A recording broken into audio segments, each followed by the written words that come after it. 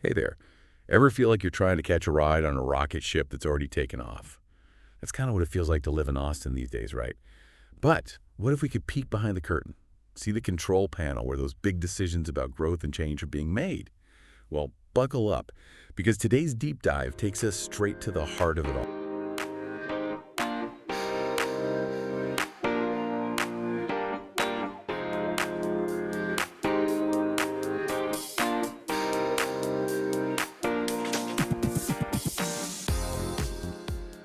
Austin City Council meetings. We're dissecting 2 meetings worth of minutes, April 4th and April 18th to be exact, to uncover how this city is being shaped for the future.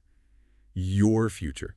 And let me tell you, as someone who actually enjoys reading these things, there's some fascinating stuff buried in there.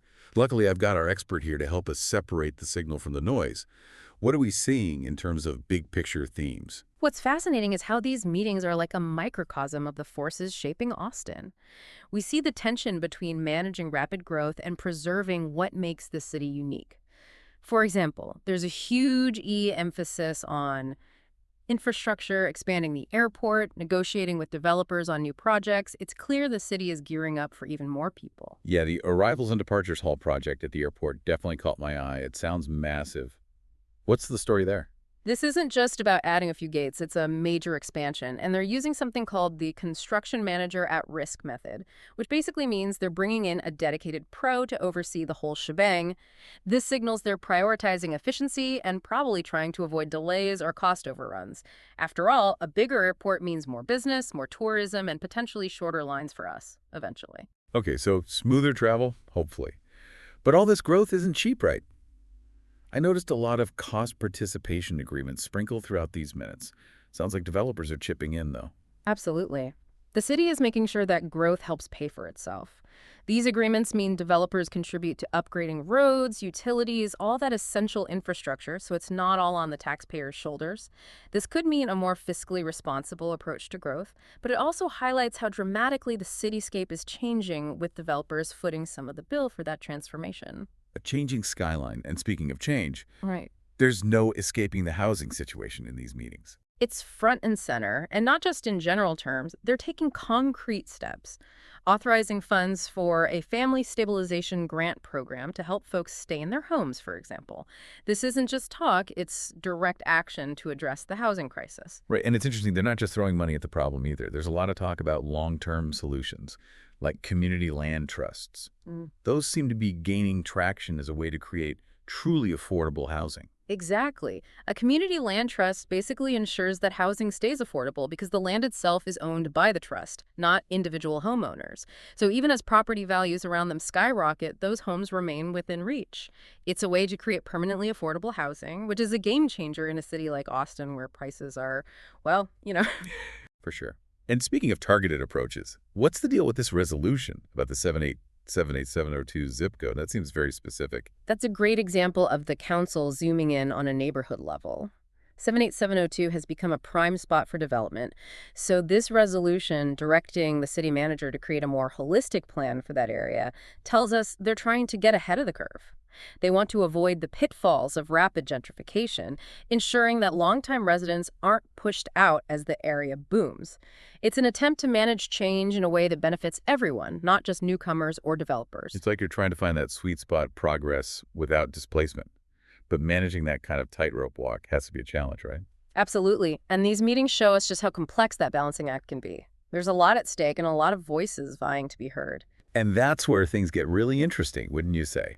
Because it's not just about the big picture stuff. Exactly. These meetings are also full of those smaller details, the local stories that really bring the city to life. Like renaming a historic bathhouse. Precisely. They voted to rename the Barton Springs Pool Bathhouse after Joan Means Cabell, a prominent figure in Austin's history. These are the kinds of decisions that shape our collective memory, honoring the people who made Austin what it is today. And it's not just about the past. These meetings also give us a glimpse into the city's more playful side, right? Absolutely. Remember that Wild West Purim celebration you mentioned? The council waived fees for this event, which tells us they're supporting those quirky, uniquely Austin events that make this city so vibrant. It's those little details that remind you that behind all the official documents and big decisions, there's a city full of life, laughter, and, well, a little bit of Wild West spirit. Okay, so we've got infrastructure, housing, history, and even a touch of cowboy fun, and we're just getting started. What else is on the agenda for today's deep dive? Well, remember how we were talking about the council's efforts to make housing more affordable? They're tackling that challenge from multiple angles, exploring both immediate solutions and long-term strategies. Yeah, the Family Stabilization Grant Program definitely seems like a lifeline for folks struggling right now. But what I find really interesting is their exploration of community land trusts. It feels like a more sustainable way to create affordable housing for the long haul. It is. And for those who aren't familiar with community land trusts, imagine this. A nonprofit organization owns the land, removing that cost from the equation. Residents then lease the land for a very long time, making homeownership much more attainable. So it's like taking the land itself off the speculative market, right? Yeah. Which, in a city like Austin, where land is practically gold dust, is huge. It ensures those homes stay affordable even as the neighborhood around them changes. Exactly. It's a way to create lasting affordability, preventing displacement, and fostering more diverse, inclusive communities. It's like they're playing the long game, thinking generations ahead, which is something I think we need more of in these fast-paced times. But let's be honest, not every city council meeting is about grand visions of the future. Sometimes it's about the nitty-gritty details, the stuff that directly impacts our daily lives. And that's where those often overlooked items on the consent agenda come into play. The ones that are bundled together and voted on all at once. Yeah, because they're usually non-controversial, right? Right. Like approving permits or something. Although I have a feeling those can get spicy sometimes too. Oh, absolutely. But what's important is that these consent agenda items often reveal the behind-the-scenes workings of the city. For example, buried in the April 18th meeting minutes, there's an item about a cost participation agreement for a new development on East Riverside Drive. Okay, so back to those agreements where developers help fund infrastructure upgrades. What's the significance of this one? This specific agreement highlights how the city is trying to manage growth in a way that benefits everyone. The developer is contributing funds to improve pedestrian walkways and bike lanes along East Riverside Drive. So it's not just about adding more cars to the road, they're thinking about alternative modes of transportation too. Precisely. And that's crucial in a city like Austin, where traffic is, shall we say, a perennial topic of conversation.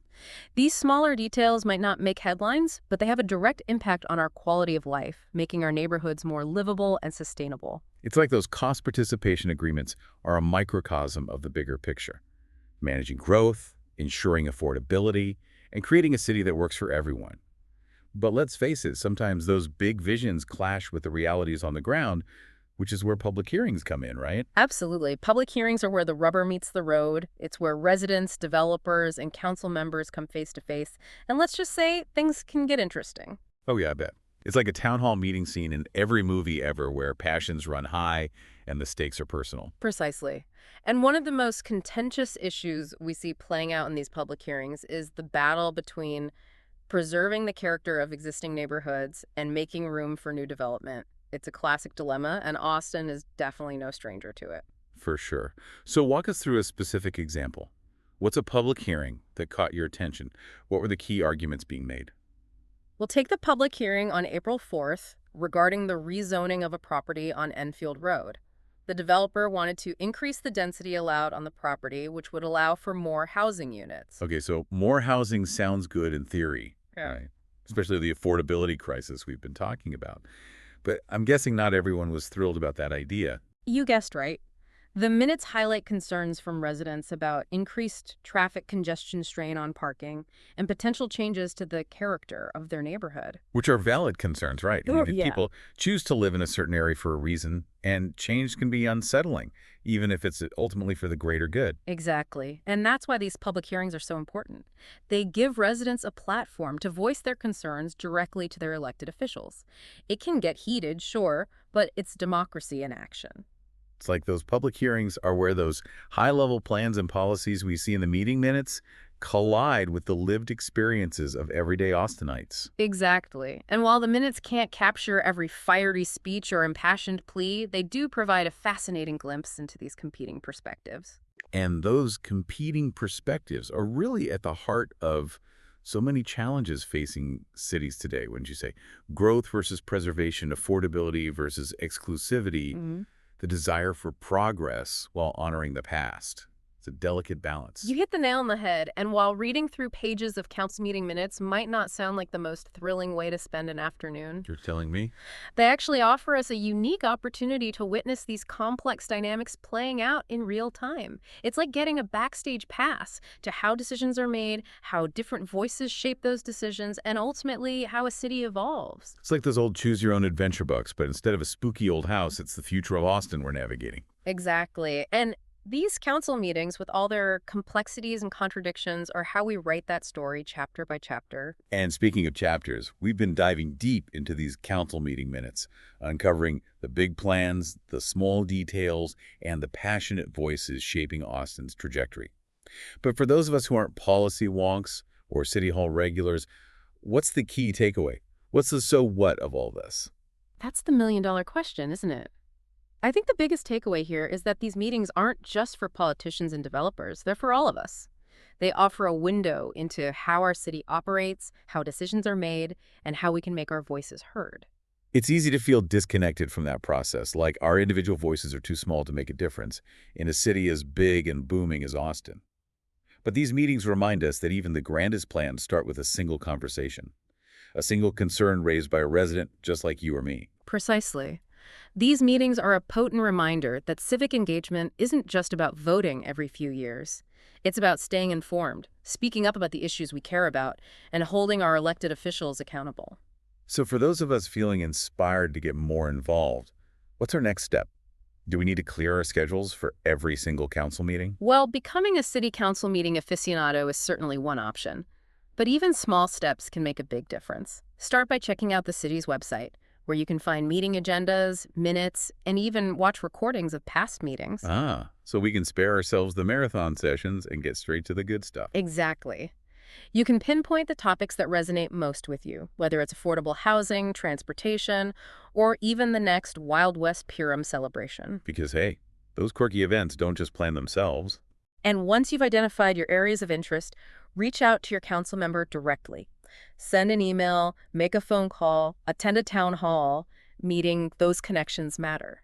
So it's about turning that knowledge we've gleaned from these minutes into action, into making our voices heard. Absolutely, because at the end of the day, these meetings are just one piece of a much larger puzzle, the ongoing, ever-evolving story of Austin. And each and every one of us has a role to play in writing that story. That's a powerful thought to end on. So to our listeners out there, the ones who are already deeply engaged in their communities, and those who are just starting to dip their toes into the waters of civic life, remember, your voice matters, your perspective is valuable, and the future of Austin is being shaped, in part, by the choices we make and the actions we take. That's it for this deep dive into the fascinating, sometimes baffling, always evolving world of Austin City Council meetings. We'll be back next time with another deep dive into a topic that matters to you. Until then, keep learning, keep exploring, and keep asking those big questions.